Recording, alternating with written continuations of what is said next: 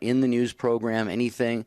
We kind of like to say if it's been sort of in your neck of the woods, something that flew under the radar, but it could also be something, a big major story like Debbie just brought up, or one that I'm actually kind of excited about, Debbie. Cardinal Robert Sarah, prefect of the Congregation for Divine Worship and the Discipline of the Sacraments, is encouraging on behalf of the Vatican to have all bishops reopen churches, have Catholics start going back to masses as soon as COVID regulations will allow for that. Well, who knows when that would be, but it's nice to hear the Vatican starting to, put a little bit of a little heat on this and say, hey, folks, we need to start getting back to Mass. We need the graces. There's a lack of graces in the world. You can just tell just by what we're seeing on a regular basis now with the disregard of human life and how it's meaningless to people anymore. I believe that's the lack of graces. Actually, there's a religious demonologist that we all know and love, and he was sharing that as well. When you have those lack of graces. So we do need to go back to the sacraments. I completely agree with Cardinal Sarah. Today's the Feast of the Exaltation of the Holy Cross, Jerry. Did you knew that, of course. I did, yes. Yeah, isn't that wonderful? I love it. I just love that. Yeah, the exaltation of the Holy Cross. We hold up the cross. It's the instrument of torture of our Lord and Savior Jesus Christ.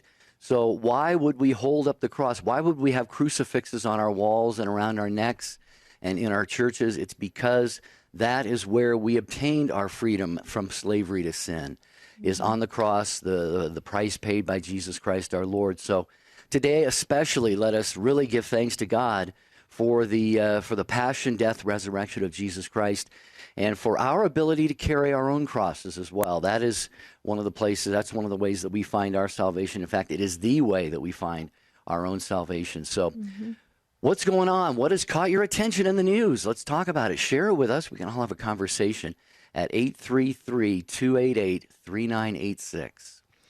Also, too, Jerry, I just wanted to let our listeners know that when lines start to fill up, usually towards the end of the show, we get just a burst of calls. Please, if you have something to say or you want to share something or just something that's on your mind about what's going on in the news, please let's talk about it. 833-288-3986. See, like I said, phone lines are lighting up, and it's nice when it's a steady pace, then we can manage it.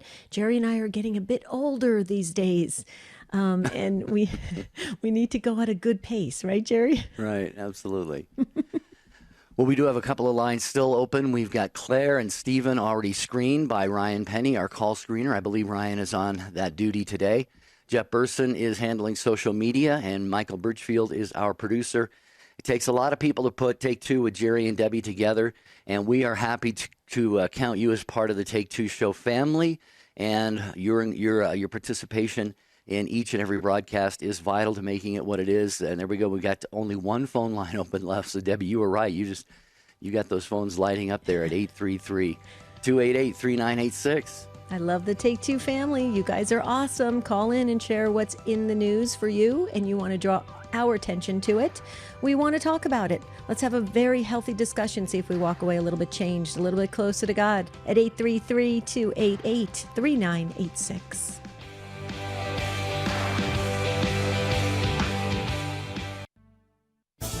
Coming up later today on Cresta in the Afternoon. We often hear cries to reclaim America and save our country from a toxic culture. Well, that's a noble goal, but we can't bless the nation if our own community, the church, is in disrepair. We have no business telling Washington how to live when the baptized themselves are indistinguishable from the surrounding culture. Let's set our own house in order. We discuss it on Cresta in the Afternoon. Cresta in the Afternoon, 4 p.m. Eastern on EWTN Radio. The EWTN home video highlight for September is a wolf in sheep's clothing. Behind his influence on the politically powerful lurks a deadly agenda. His tactics in the name of social justice threaten the very core beliefs of the church. Order your DVD at EWTNRC.com, 24 hours a day, 7 days a week, or call 1-800-854-6316. Here's today's quote from Mother Angelica's perpetual calendar. The whole world needs to hear two things with strength and power. God loves you, and I love you. You must say it often to your friends. This world is not starving from lack of money. It's starving from a want of love. Mother's spiral-bound perpetual calendar is available from the EWTN Religious Catalog at EWTNRC.com. That's EWTNRC.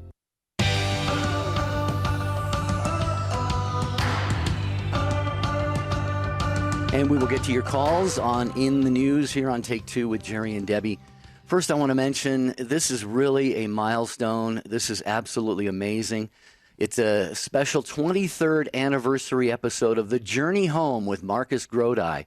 Former Presbyterian pastors Marcus and Dr. Scott Hahn reflect on their own journeys to the Catholic Church, as well as the history and development of the Coming Home Network, tonight at 8 p.m. Eastern on many of these same EWTN stations. Debbie, can you believe The Journey Home has been going for 23 years now? That is amazing. He is so great, Marcus Grodi. I love his whole family.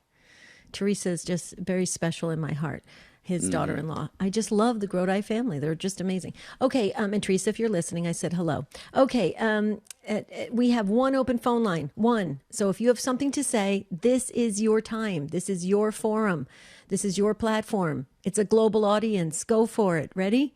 833-288-3986. And just real quickly, if I may, Jerry, just a shout out to Toya Hall from Guadalupe Radio Network. Toya's birthday is today. So everybody flood the phones at Guadalupe Radio Network and wish her a happy birthday. Toya is an amazing person, and we got to share a happy birthday this morning on Dave Palmer's show. And it was just, and they're having a share-a-thon coming up, and it's really exciting time. So please, make sure you remember to pledge to your local listening area. And that's a wonderful time during the share-a-thon. But wish Toya a wonderful happy birthday.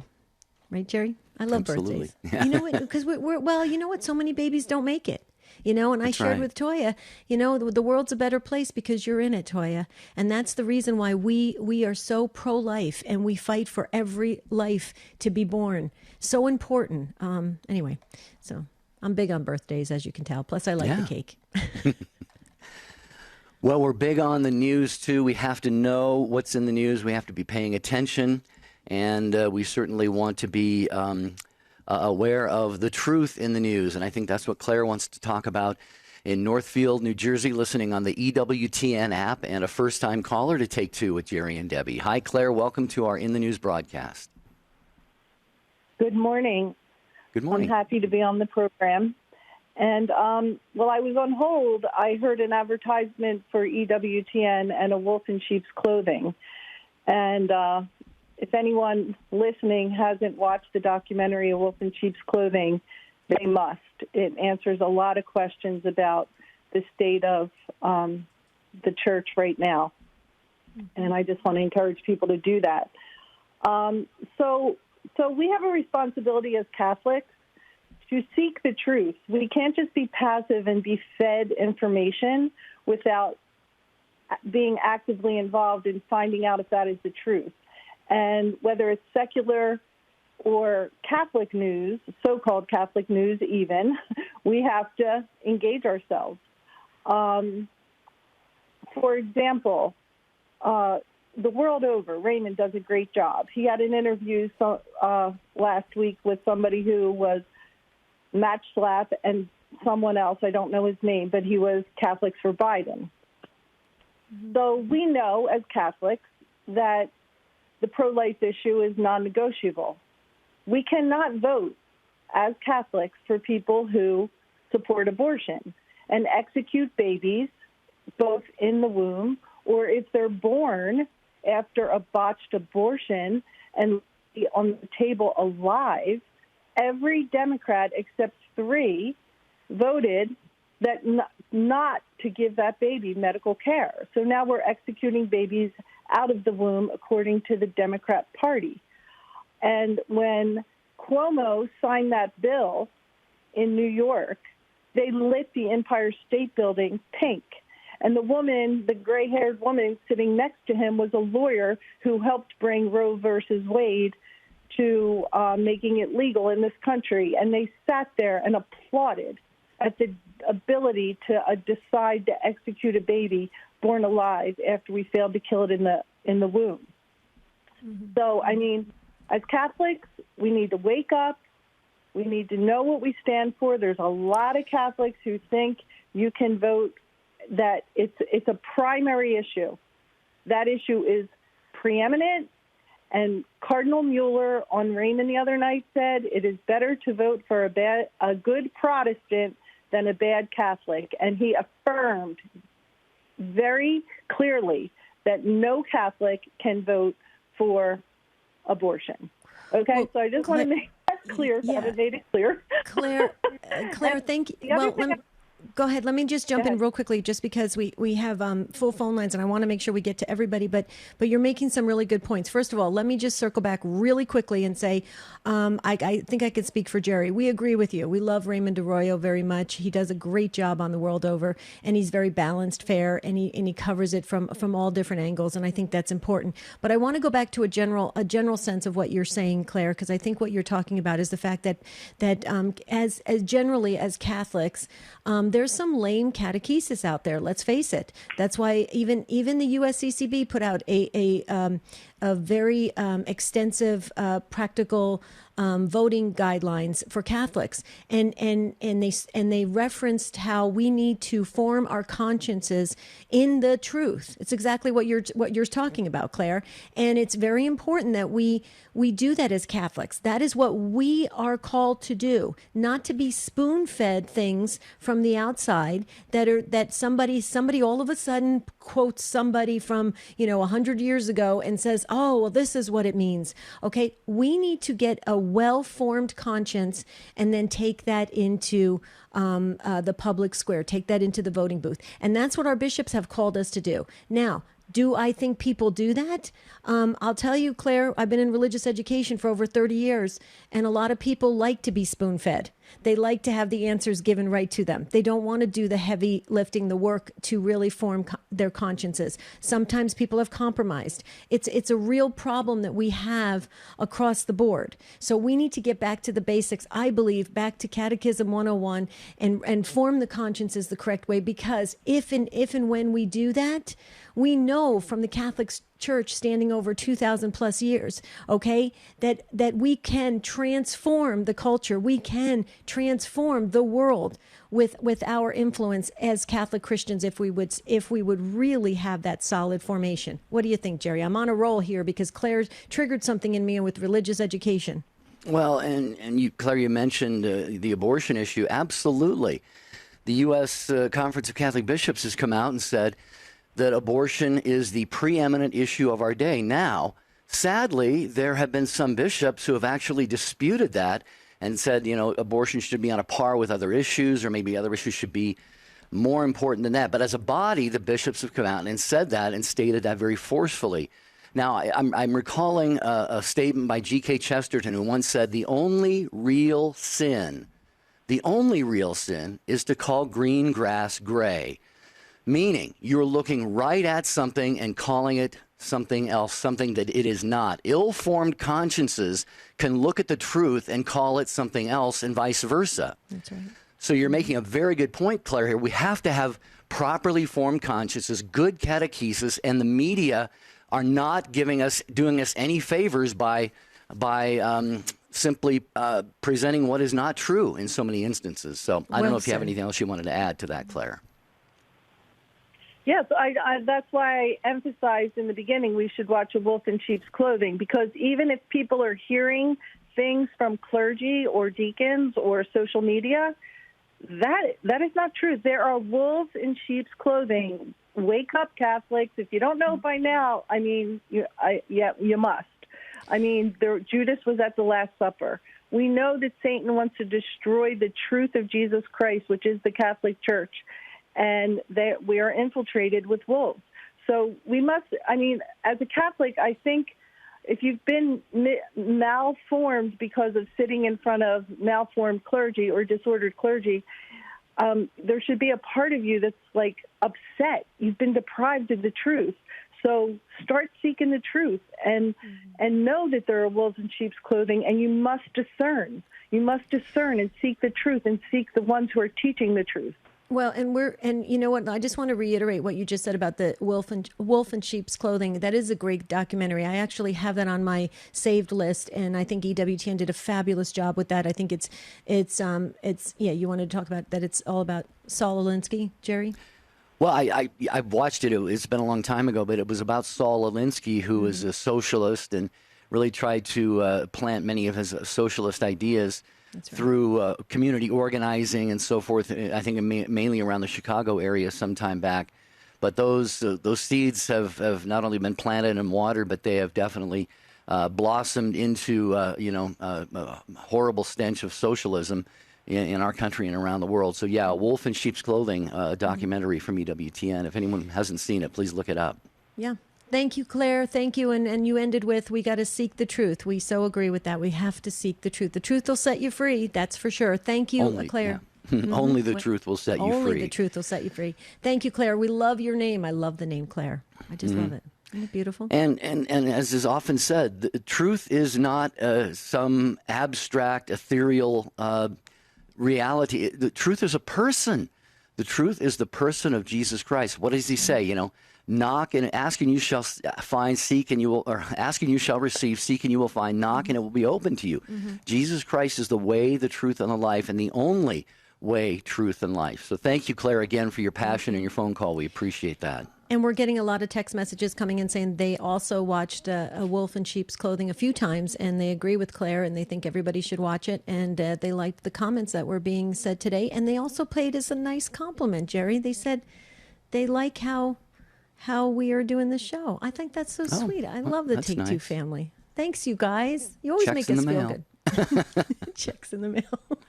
You got to keep a sense of humor, folks. Keep a sense of humor. Okay, Stephen is up next in Lake Charles, Louisiana. Sirius XM 130, first-time caller. Hi, Stephen. Welcome to Take Two. Good morning. Can you hear me okay? Yes, just fine. My reason for calling in, I don't know if this applies to y'all's program or whatever, and I do listen to y'all quite frequently. I'm a new convert to Catholicism and very happy and proud Catholic. But in our area where we live in southwest Louisiana, we were hit by Hurricane Laura, which just pretty much decimated all southwest Louisiana. It's a Cat 4 that hit us. And then there's another one that's coming in from on the east side of Louisiana, Hurricane Sally. So it looks like they're going to be by that over there on the eastern side of Louisiana. And just wanted to let people be aware of, of what's going on. The needs are so great, no power, no electricity, water, et cetera, et cetera. And a few weeks ago, Tim Gray from the Augustine Institute had a little article he wrote, but he titled it, "The Gospel is Not on Lockdown." And that really caught my attention because in circumstances and situations like what we're involved in right now, it's just a real reminder that the gospel is not on lockdown, and how many people pull together, Catholics and non-Catholics, et cetera, that care for one another. And I've found in my own neighborhood where I live, I've gotten to know my neighbors in ways I've never known before. So I'm just, I guess, calling to say, pray for us and attention, to the great devastation that's happened in Louisiana and is about to happen in Louisiana. And that's really all I call about today. Yeah. Stephen, thank you for calling. This is something that we all, I guess, are more or less aware of, but thank you for raising the level of attention on this. The hurricanes, not only did you have Laura come through there, but now Sally is on her way through there as well. And in a way, I feel like I almost owe you an apology because I live in California. Our threat is our threat is earthquakes. It could happen at any time. But it doesn't happen that often. It seems like every year, you have this hurricane season, and I don't know if I've prayed enough for you and for the people of your region of the country. I try to do that. I try and include you all in my prayers, especially this time of year. But I'm going to definitely up my prayers for you and for all the people who are in the path. our producer, Michael Birchfield. They're of course, in the Birmingham, Alabama area, where he was talking about that as well. So I agree. Debbie, something we all really, prayer. I mean, we need to really storm heaven with prayer for people who are in the path of storms like this. Absolutely. Absolutely. And Go the ahead. fires in California. I mean, you know, that's another one. I was just going to say that, Stephen, and you jumped right to it. I was just going to say that too. You got the fires and the hurricanes and all sorts of things happening to people right now. And Stephen, you make a really great point. We need to be Christ to one another right now. We need to help our neighbor. We need to show Christ to one another. Saint Teresa of Calcutta, we need to all be like she was and go out there and really help our neighbor. And so that's where we're going to see blessings flow. I don't believe that we're going to see blessings flow when people are chanting for other people to die. That's not Christ. That's just not Christ. I'll debate anybody. Absolutely. You know, and so that was horrible. It is. And when it's not Christ, who is it? It's Satan. Okay, so we are in this battle. Right, we're in this battle. So we need to shine Christ. We need to radiate Christ, because then we can drown out all the rest of this and say enough with the evil, enough. So, Stephen, I agree with Jerry. We're going to ramp up the prayers, and we ask the Take Two family to do so as well. And stay safe, okay? Keep us posted. Okay, thank you, Stephen. In Lake Charles, Louisiana, Rebecca is on board. Jim is up next. We have another phone line open here. We're talking about what is in the news, trending, what is important to you, what has maybe shocked you, what you've been following for a while, what you'd like to comment on. 833-288-3986. That open phone line is just for you right now on Take Two with Jerry and Debbie. Father Mitch Pacwa. Sin does not unite people, doesn't bring them together. Sin causes division and divides people up. The leading Catholic voices are on EWTN Radio. And this is an EWTN bookmark brief. I'm Doug Keck here. I just finished speaking with author Mario Enzler about his book, I Served a Saint, Reflections of a Swiss Guard in honor of the centenary of the birth of St. John Paul II. Tell us, Mario, why'd you decide to write this book? What's in it? I decided to write this book because, unfortunately, Doug, today, many young adults, they have absolutely no idea who Karol Joseph Wojtyła was. I can write a simple book, 130 pages, to honor the man, Doug, that shaped my life in profound ways and made me a better man, a better husband, a better practicing Catholic. Thank you so much, Mario Enzler, author of I Served a Saint. Look for the book through our religious catalog. Look for the entire interview coming soon on the network. This has been a Bookmark Brief. I'm Doug Keck. We appreciate you stopping by. We'll see you next time. EWTN, communicating the faith. And I wanted to tell you guys how great your show is, because I listen to you guys for every day for the past 5.5 months. It's because of you guys that I came to the Catholic faith. Now I'm going to church on Sunday for the first time, because I just got out yesterday from jail. And I got my mom to go too, and my girlfriend is also going with me. Wow. She's willing to give the Catholic faith a try. EWTN. Live truth. Live Catholic. Hi, this is Dr. David Anders. What's stopping you from becoming a Catholic? Let's talk about it on Call to Communion at 2 p.m. Eastern on EWTN Radio. Now, back to Take Two with Jerry and Debbie.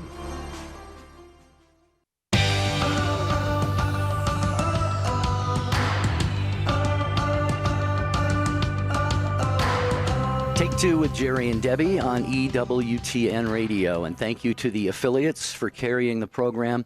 And as Debbie encouraged you all early in the program, we are heading into pledge drive season. It is that time of the year, a couple times a year, usually in the spring and in the fall, when your Catholic radio station passes the virtual basket around and says, will you help us stay on the air? Just ask yourself, how important is EWTN to you? Well, if it's important, support EWTN. And then there also we have our local affiliates who are separate from EWTN. We need to support all of them, EWTN and your local Catholic radio station. So please, please do that. Debbie and I will be on many of your stations, so we hope to hear from you when we're giving out that pledge line phone number in a few weeks. Be generous. Yeah, please.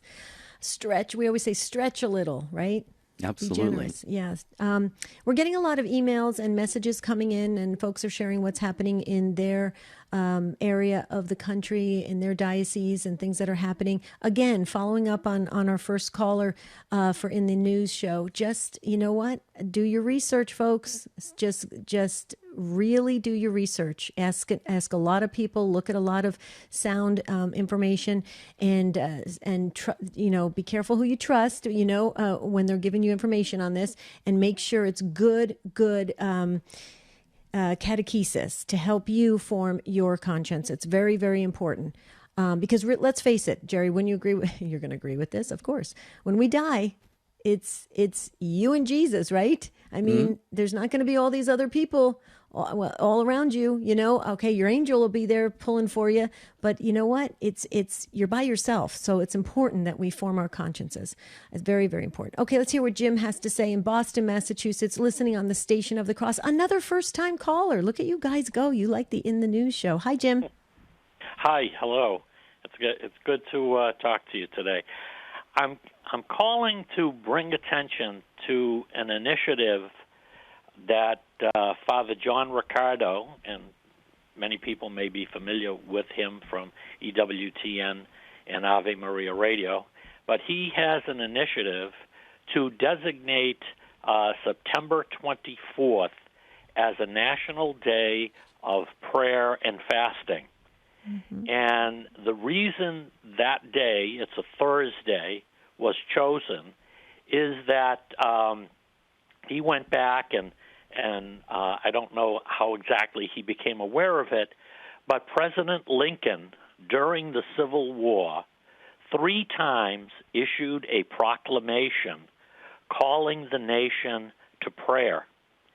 And it's almost like you can't believe that, a president would do that. And what probably is further unbelievable is that actually he was urged to do that by both houses of Congress.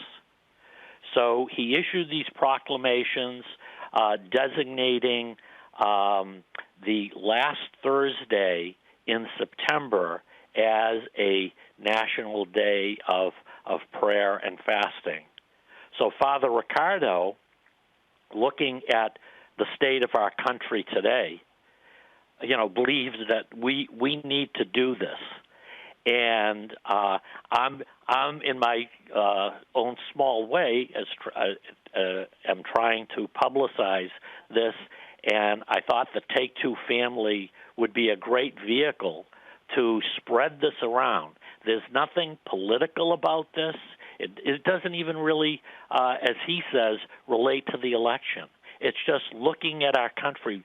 You have talked about that story about the 2 police officers being shot at, and then people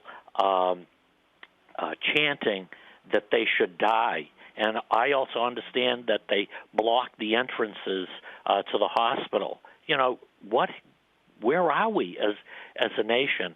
So I really think there is a need for us to stop and pray, and in particular to do it united with people throughout the country on September 24th. And as Father Riccardo says, we're not only looking to heal our country, but for all of us to have a change of heart. And the other thing that I would encourage people to do, because I did it, I brought this to the attention of my pastor, and we have also scheduled a service at 3 p.m. on that day, the Hour of Mercy, to pray the Rosary, to pray the Divine Mercy Chaplet, and at the same time to have exposition of the Blessed Sacrament. So if people can, spread this around, and if you want more information, you can go to the website of Father Riccardo's organization, which is acts29.org, and that's Acts, XXIX. It's the Roman numerals.org. Jim, thank you for bringing this to our attention. I know Debbie and I were both aware of it. You said I'm doing my little part to spread the word about this. Well, hopefully we have a fairly large audience. We know we have a global audience on this show, so you've just done more than your little part on that. So thank you again very much. And, I think we all just need to be convinced as this kind of this theme that's running through this show today, the importance of prayer, the importance of fasting. Again, like you said, Father John Ricardo and those who are putting this event together have made the point. It's not political. It's not for this candidate, against that candidate, for this party, against that party. It's really for the healing of our land, but also the conversion of our hearts. Because, Debbie, we know converting one heart at a time is the key. If we don't have a conversion of our hearts, then we will never see the conversion or reversion of our nation to God. That's right. That's exactly right. Thank you, Jim, for bringing it to our attention. And Jim, you asked the question, you said, where are we as a nation? My humble opinion, it's a godless nation right now in some respects. And that's the problem. We keep kicking God out of everything. Let's take him out. Oh, yeah, let's see if we can do this on our own. It isn't working really well, is it? We have chaos. We have mass chaos. We have people killing one another. No regard for human life. I mean, how are we ever going to improve on anything? And if we don't get back to the basics, okay, and this country was founded on Judeo-Christian principles, and if we don't get back to that basic tenet of belief system, in my personal opinion, we can do a lot of this stuff. It's not gonna make much of a difference unless we get back to the basics. Jim, there's my little 2 cents. I think that society, the media in particular, has done an excellent job of driving God from our everyday lives. You look at programs that are on TV, and they're just devoid of any mention of belief in God. And I believe that many people don't realize that has happened, and we've come to accept. God should not be part of our daily life. And hopefully, maybe calling attention to this day of prayer, it will bring people back. Well, and when you have a cable news host that goes out there and says that Jesus wasn't perfect, okay, and everybody just goes, oh well, he just, he didn't know, he didn't understand. It's where have we gotten? I mean, this is just not good. It's not good when you start messing with God and you start doing this. It gets people confused. It divides people, and that's what Satan wants. So yeah, we're all for the prayers. Absolutely, Jim. Thank you so much for sharing that with us. For the opportunity to say this. Okay. Thank you, Jim. God bless you. Okay. And we love Father John Ricardo, by the way. Yeah, I do too. Yeah. He's amazing. He is a preacher of the truth, that is for sure. Now, website again for the National Day of Prayer and Fasting, September 24th. It's coming up in just 10 days.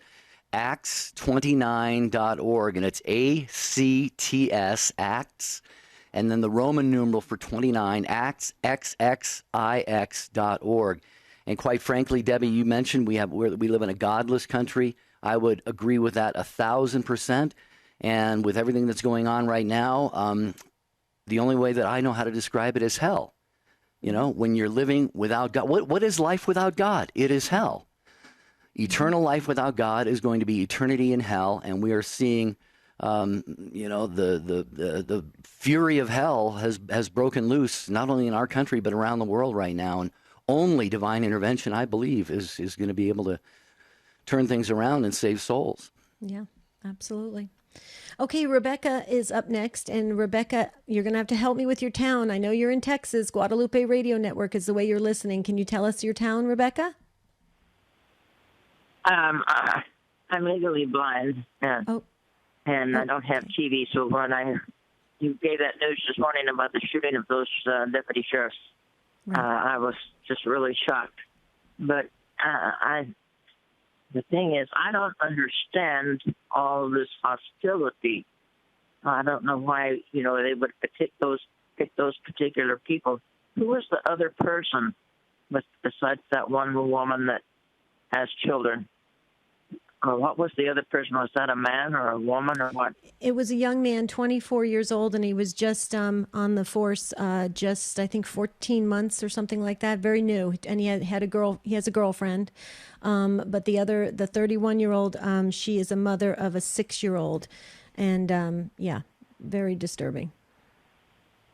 Very sad. Well, yes, the whole disturbing of people getting, wishing that they were killed. I don't understand this hostility towards the police.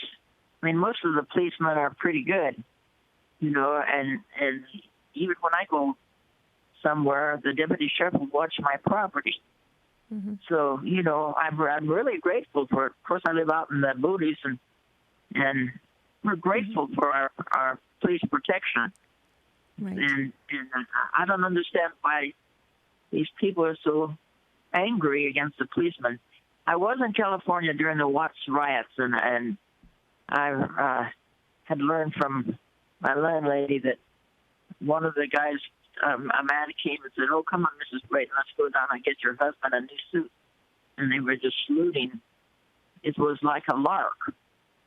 And, people had no sense of consciousness, and, breaking windows and they're so expensive to replace and everything. Mm-hmm. And tearing up all the property. And I've heard that maybe Portland, Oregon would be able to rebuild very readily. It's so damaged that right. It's like there's a principality or something in the air that's mm-hmm. Giving people the evil strength to do all these terrible things. Or is it just that people don't have any conscience and want to get out and do something evil? Well, when you're talking about evil forces, Rebecca and Jerry, why don't you share about the whole dismantling of Christianity and no respect for authority? Everything is just completely going to be demolished. Well, yeah, Rebecca and Debbie, I'm reminded of this goes back 30, 40 years, maybe more. Remember those bumper stickers, question authority? Mm-hmm. I'm sure you both probably can recall seeing those on automobiles. And this was at a time when we were nowhere near where we are now as a nation or as a world. And I used to look at those and I would say, oh, come on, you guys, just stop it already. But that has sort of flowered into what now is this. We were talking about Saul Alinsky earlier and his socialist ideologies and so forth. And Black Lives Matter, condones much of that as well. But it's this cancel culture movement that we see, Rebecca. Socialism and Marxism, I'm no expert on these isms, but my understanding is that they demand the complete abolition of all previous cultural structures, especially Christianity, but also, of course, any sort of authority like law enforcement. So it's no surprise that we're seeing this right now. We're seeing, of course, what is the ultimate authority? It is the church. It is Jesus Christ. And we're seeing churches attacked, burned, bombed, statues pulled down, beheaded.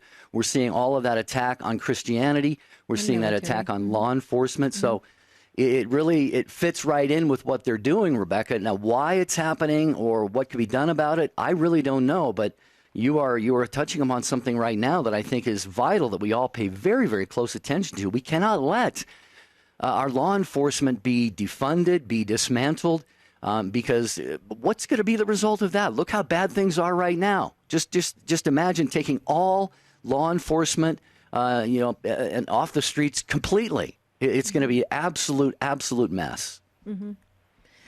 What do you think, Rebecca? What do I think? Well, I'm just wondering what's the solution. Some people have said, maybe if we shoot a film, that might give us all a little more control. This was in reference to like the border, but and of course we don't feel very comfortable about doing that. But how do you assert authority? How do you assert it, reassert it, and get people to start having a conscience, I guess? How can they just be Well, Rebecca, let's put it that way. Rebecca, here's maybe a start, okay? Today is the Feast of the Exaltation of the Holy Cross. It's time that we stand together as Christians and profess what we know is true in Christ.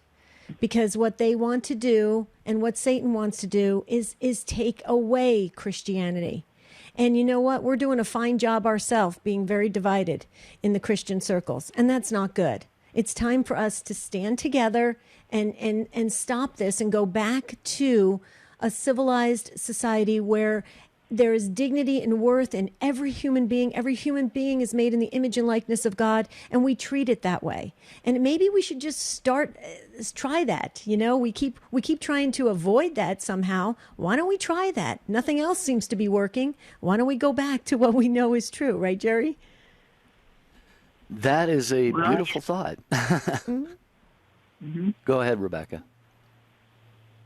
Well, I appreciate your answer, but I'm just shocked at some of this behavior. It's just so animalistic. Well, it's not of God, Rebecca. Right. And Rebecca, it's not of God. When somebody is calling out for the death of another innocent human being, it's not of God. So in that case, that we know where it's coming from. And Satan is here to divide. So we know that. And that's what we can base our prayers and everything off of. So Rebecca, you're spot on. Beautiful soul you are. Call anytime, Rebecca. We just love that we could hear your voice. And thank you so much for listening on Guadalupe Radio Network. Their Share-a-thon's coming up soon. Yeah, and she just used a word there that actually had come to my mind a short time ago during this broadcast, animalistic. The way that we are treating each other right now is the way predatorial, animals do in their kingdoms, in their realms. You know, it's survival of the fittest. It's just dog eat dog, so to speak, you know. So, Rebecca, I think you are a very wise woman. And we thank you so much for being a part of our broadcast today. We sincerely appreciate it. Yes, I love your name too, Rebecca. Did I ever tell you that if I was going to have if God blessed me with a girl, it was either going to be Rebecca or Rachel? I love those two names. Yeah, then Marty wanted Sophia. I don't know. We can't decide. Well, what's over with now? Now we have grandchildren. Yeah. Okay, so Troy is in Schuyler, Nebraska. Hope I got that right. Sirius XM 130 is the way you're listening. Hi, Troy. Welcome. Hi, Debbie. How you doing? Doing well. How are you? Good. Good advice from Jim and Rebecca, your last two callers, especially on the for church are going on the 24th of September. Anyway, I was just going to bring up the Archbishop Bogano in his, I think, letter to the President Trump, about how this is kind of the forces of darkness, or the children of darkness and the children of light.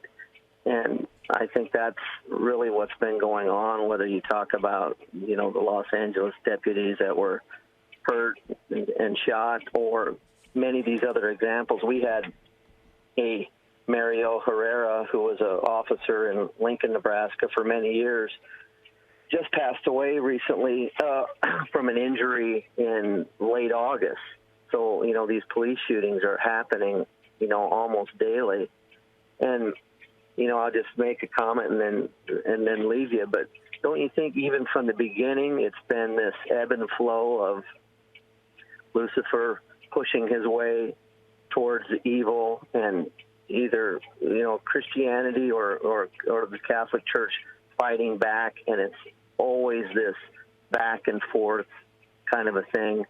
I think Jerry brought up the fact about the bumper sticker, question all authority, and I think to Robert Bork in those years of when he talked about, somewhat in his book, about the 60s when he was in the universities teaching, maybe a law school, I can't remember where it was, but just talked about how things switched overnight, where in one time it was illegal to do something, and now it was perfectly fine. So I think that kind of happened somewhat in the 60s. But anyway, excellent show, you guys, and I appreciate everything. Oh, thanks, Troy. Thank you so much. Just real quickly, I just want to say about Satan. We work a lot with Adam Bly, religious demonologist, and he comes on various shows of ours, and he talks about how Satan is on a leash, and so he's allowed to do his damage, if you will. But it's a call for us to do the right thing. See, if we cave, if Satan's going to be there, okay, Satan's always going to be there, trying to get us away from God. We must, as believers in God, stand up against that and become strong, not just cave into this demonic activity and trying to say it's okay. It's not okay. It's not okay to kill somebody in their car and they're doing their job and they're sitting there innocently and someone goes up and shoots them in the face multiple times. That is not okay. I don't know who is thinking that this is okay, and then somehow it's some kind of payback, or they're gonna try to make demand change. You're not going to demand change that way. You know what it's going to increase? Hatred, and that's what Satan wants. Satan wants us to hate one another. So I agree with you, Troy. We got to do something. We got to stand up, and we've got to drown out the demonic presence through our prayers, through fasting, through our words, standing up for the truth. We must. If we don't, what do we have? What do we have? We are caving into what Satan wants, and he wants us all to hate one another. That we know, right, Jerry? Mm-hmm. Yeah, and in fact, Troy, you mentioned Satan and his kind of this back and forth, this ebb and flow between good and evil and so forth. And right about at the time you were talking about that, our friend Ron in Los Angeles sent a text, Jesus is the light of the world. The further away from his light, the less we see clearly. Satan shines his, quote, light, which blinds us to the real light, and we now see what happens. Mm-hmm. So, right, yeah. Yeah. So Jesse Romero is another good one. If you've ever listened to him, he has some excellent insight to some of the, good versus evil in his law enforcement days, but you guys are doing a great thing, and you're right. The rosary and fasting, all good things for us to do. Yeah. And here's the thing, Troy. We know the ending of the story, right? God wins, okay? So this we know that. So we hang on, and we hang on to that truth. And when God, wow, I feel bad for these people when God shows himself, because you remember, we have a God of mercy and a God of justice. People tend to forget the justice side. Exactly, which won't be good for some of us. It will not be good, and that's why we hope people will have a conversion very quickly. So, thank you, Troy. God bless you. Thanks, Troy. And Jesse Romero, we love him as well. He lives in the town next to mine here in Arizona, so we cross paths at church. As a matter of fact, we officially, Jerry, went back to church, and I'm so excited. We went this Sunday, Marty and I. Yeah. Mm-hmm. Yeah, let's hope that Catholics return to church in droves as they are allowed to do so. We got about a minute and a half. Frank, we want to get to you real quick in Parkersburg, West Virginia, listening on 105.3 WOUX. Hi, Frank. Welcome to Take Two. Time is short, but we wanted to fit you in. Go ahead. Yeah, hi, Jerry and Debbie. Hi, Frank. I told your screener I just had a short thing to say, and it's when I first heard the phrase Black Lives Matters, my first thought was,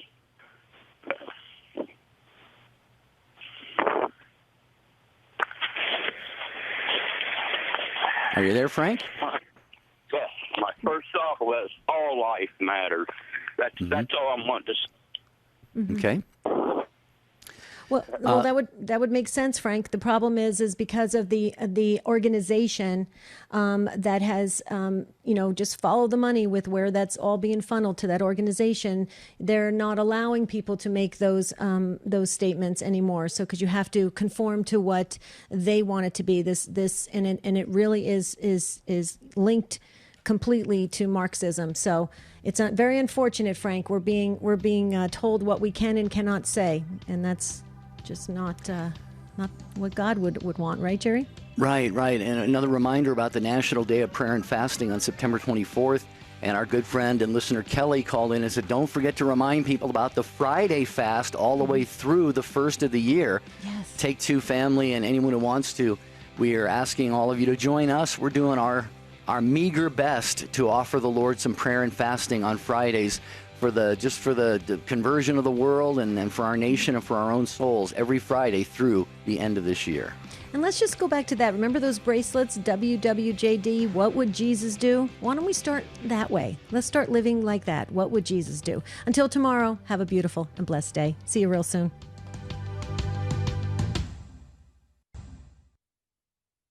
Dr. Ray Gurendi, making a commitment to the wives. When the show's on, put the radio under your husband's pillow. The percentage of yes dears will rise. The doctor is in next. John Martinoni. Okay, the serpent was Satan. He's